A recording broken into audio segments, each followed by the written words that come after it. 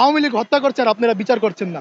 আপনারা মুরগির রান খাচ্ছেন বসে বসে, এসি রুমে বসে আছেন, আর সাধারণ মানুষের রক্তের উপরে বেইমানি করছেন। আপনাদের রক্তের উপর পাড়া দিয়ে বেইমানি কইরো না। মানুষে কিন্তু মানে সময় লাগবে না, তোমাদের বিরুদ্ধে খুব শীঘ্রই দাঁড়াবে। দ্বিতীয় বিপ্লব হলে একটার পাশার চামড়া থাকবে না। সরাসরি রয়্যাল এজেন্ট ভাই, আমার মতো একটা ছোট ছেলে সামান্য আওয়ামী লীগের বিরুদ্ধে বক্তব্য দেওয়ার কারণে 2023 সালে দেশ ছেড়ে চলে যেতে হয়েছে। তো আসিফ নজরুল এমন আমার এই জিনিসটা আমার মাথায় ঢোকে না যে আওয়ামী লীগের বিরুদ্ধে এত লড়াই সংগ্রাম করার পরও ইলিয়াস পিনাকি তারা দেশ ছেড়ে পালালো, কিন্তু আসিফ নজরুল এই দেশেই থাকলো।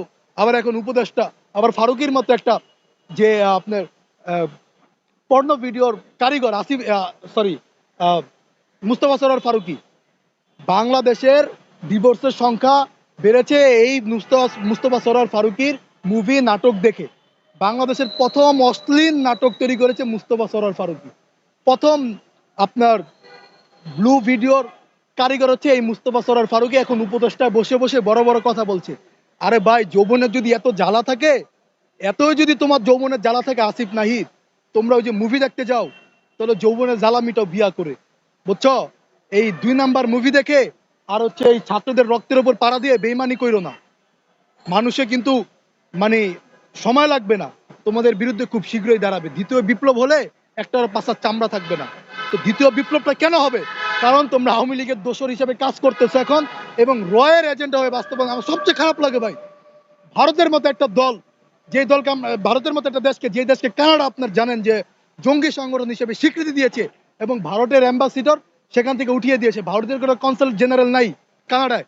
সেই ভারতের দোসর ভারতের বিরুদ্ধে কোনো বিবৃতি দিতে পারে না তারা। ভারত যা বলে সেটাকে তারা মেনে নিচ্ছে। আমার দেশের মানুষ ভারতের বিরুদ্ধে কথা বলছে, তাদেরকে গুপ্ত হত্যা করা হচ্ছে। কোন সরকারের আমলে? আচ্ছা, আওয়ামী লীগের সময় তো যাদেরকে গুম করা হইতো, ধরেন মনে করেন যে কেউ একজন আওয়ামী লীগের আমলে আপনাকে গুম করছে, দোষ কার উপরে পড়বে? সরকারের উপরে না? এই সরকারের দায়িত্বে একজনকে গুম করা হয়েছে, ইলিয়াসকে গুম করা হয়েছে, বিএনপির ভারত বিরোধী একজন নেতাকে গুম করা হয়েছে, তাহলে দোষারোপ কার উপরে পড়বে? আওয়ামী লীগের উপরে না? তাহলে আপনাদের আমলে যে গুপ্ত হত্যা হচ্ছে, এই দোষারোপ তো আওয়ামী লীগেরও নিতে হবে, আপনাদেরও নিতে হবে। আওয়ামী লীগ হত্যা করছে আর আপনারা বিচার করছেন না।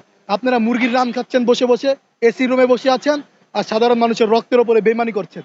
এই জায়গাটা থেকে বেরিয়ে আসুন, সৎ পথে থাকুন, দেশ পরিচালনা করুন।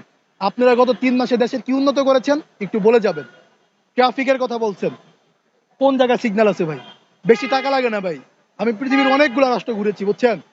মরক্কোর মতো দেশ, সেই দেশে আফ্রিকান কান্ট্রি, সেই দেশেও ট্রাফিকের একটা চিপা রাস্তার ট্রাফিকের সিগন্যাল, লাল বিদ হলুদ বাতির মানুষ সম্মান করে, সেখানে দাঁড়ায় যায় ট্রাফিক আইন মানে। আর আমার দেশে আপনি দেখান, বলছেন যে আপনারা ট্রাফিক আইনের জন্য কাজ করতেছেন, এখনো করছেন? 3 মাস সময় লেগে গেল। ব্যবসা বাণিজ্যর কি অবস্থা? বহির্বিশ্বের সাথে কোনো কন্ট্রাক্ট করতে পারছেন? খালি ফেসবুকে চাপাবাজি, ওই জায়গায় এটা করে ফেলেছি, ওই জায়গায় আবার সুন্দর করে লেখা দেয় অ্যাডমিন। আরে ভাই, তোর অ্যাডমিন কে বেটা? যে পিএস আছে মুয়াজ্জেম, এটা হচ্ছে আরেক বেয়াদব। এটা আগে গণ অধিকার পরিষদ করতো মুয়াজ্জেম, এটাকে এখন পিএস রাখছে। চরম বেয়াদব এই ছেলেটা, এই ছেলেটাকে রাখছে পিএস, পার্সোনাল পিএস রাখছে। একদিক দিয়ে সুন্দরভাবে কামাচ্ছে, মুয়াজ্জেম হচ্ছে সেটেল দিচ্ছে সুন্দরভাবে, আর বড় ভাই তো ভিতরে আছেই, কোনো সমস্যা নেই।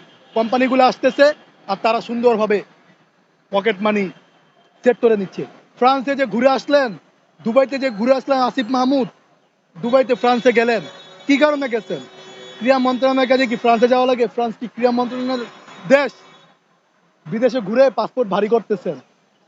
দুবাইতে গেছেন, বুঝলাম যে খেলা দেখতে গেছেন, ওই পর্যন্ত মানা যায়। সার্জা ইউনিভার্সিটি ক্রিকেট খেলা চলছিল, মানা যায়। ফ্রান্সে যে গেলেন, কেন গেছেন?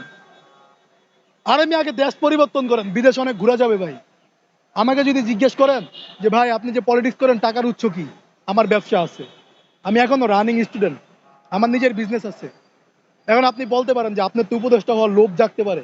আরে ভাই, উপদেষ্টার বেতন আছে 1 লাখ টাকা, আমার মাসে একটা এর থেকে বেতনই দিই 1-1.5 লাখ টাকা মানুষকে। আমি কেন উপদেষ্টার কাছে গিয়ে উপদেষ্টা হতে যাব? আমি দেশ পরিকল্পনা এবং দেশ ভালোভাবে যেন চলে সেইটার পক্ষে আওয়ামী লীগের সময় কথা বলেছি, এখনো বলছি। এই কারণে এরা যেন শুধরায়। এরা যদি না শুধরায়, তাহলে জনগণ কিভাবে এদের বিরুদ্ধে ব্যবস্থা নিবে, এটা আপনারাই বুঝে নেন।